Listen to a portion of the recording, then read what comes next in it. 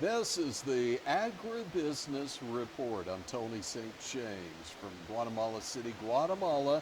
It's the site of the U.S. Grains Council's annual membership meeting, International Marketing Conference, and we ran into Alexander Grabois with the U.S. Grains Council.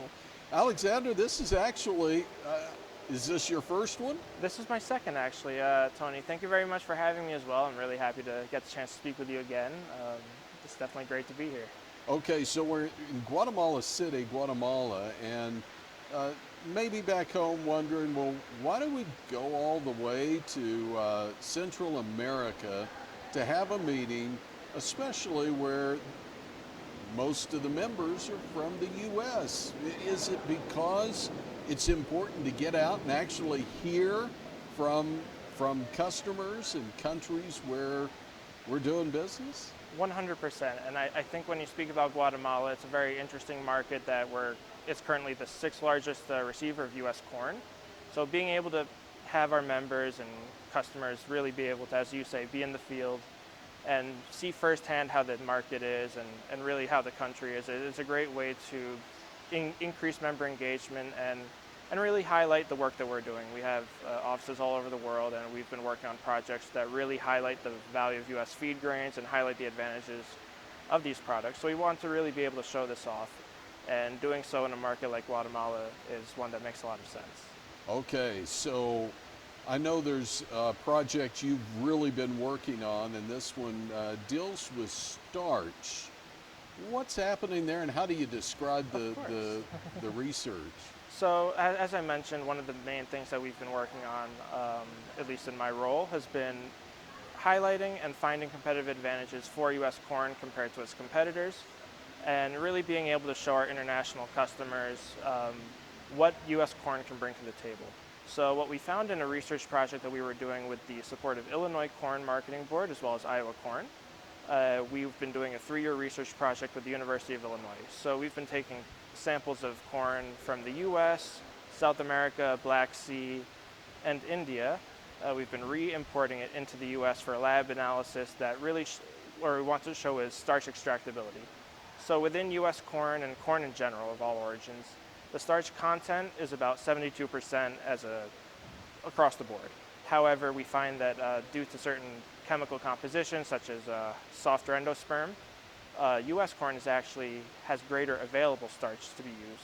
So we found that through this lab analysis within wet milling, which is where those that see corn syrup, corn starches, things you'll use every day, these extractability numbers can make a huge difference in profitability and efficiency for global wet millers. We found that through these research, U.S. corn can extract 2 to 4% more starch than those of its competitors. And if you were to consider a wet milling plant that produces 1,000 metric tons per day, this can equate to $1 million per year of additional revenue. And we've been really trying to hammer this home. Besides the lab results, we're also working on commercial trials in North Africa and Latin America. We're hoping to continue adding this. And the main goal with this is to show our customers that in lieu of a price difference, U.S. corn will continue to be the preferable option because of this increased efficiency and increased profitability, to where it can become more than just a commodity product in this industry, but an ingredient. When we talk about the wet milling industry, it's a very large industry responsible for about $70 billion worldwide. That's projected to grow to about $90 billion by 2030. And this is also an industry that uses about 3.5 billion bushels of corn per year. So when you consider the sizability of that, or just the sheer size and impact, being able to engage in this industry is key. But to get it there, it's got to be stored someplace along the way. So I just wonder, are you involved in, does any of this research and any of this work look at the storage side, or is there another project maybe looking at grain in storage? Of course, and I think they all go hand in hand.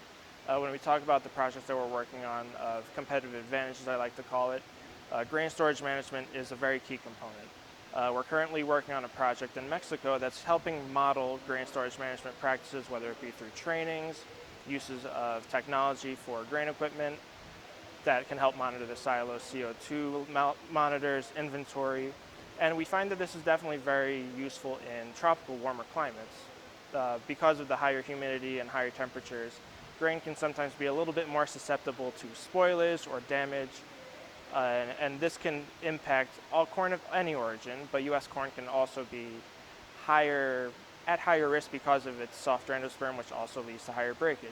So this, along with the starch program, we want to essentially take what some customers might view as a negative or a drawback of U.S. corn and essentially flip the narrative on its head to show that the BCFM or other issues can be managed through proper practices and trainings, while also showing that it can be used, that some corn doesn't have to be wasted because it's a little bit broken.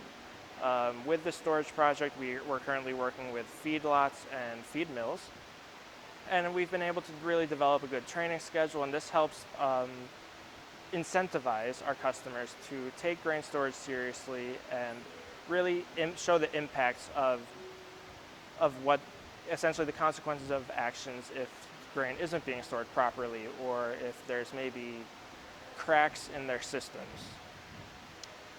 So much work that's going on. I know you're new to the role, but I know you're excited as well. I can see it on your face.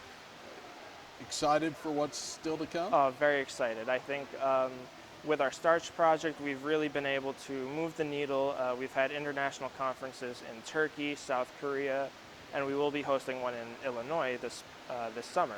And I think we're in a really key position where we can show the financial impacts to our buyers and really help kind of bridge that communication gap to show that there's a technical advantage as well as a purchasing advantage. We'll continue to do our commercial trials. We're also working on a steep time trial in the starch industry.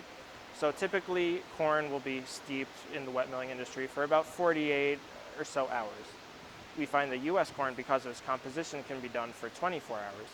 So it's going to be very interesting to present the results of this study and see how this can impact even further their efficiency and profitability. It's hard to say whether it'll be double for sure, but you know that there's going to be a larger impact. And we're definitely very excited for that. As we look into our grain storage, we're continuing to add partners that are really taking their storage management seriously, and we've also been seeing the impact as far as using these systems and technologies and trainings to help identify other problems that might be impacting their grain usage or grain quality. Unfortunately, as much as we would love for grain quality to stay the same, it doesn't. So being able to mitigate or slow essentially the decline is key. And we're hoping that with the new year, we'll continue to expand within Mexico as well as other regions in the world. So exciting. Yes.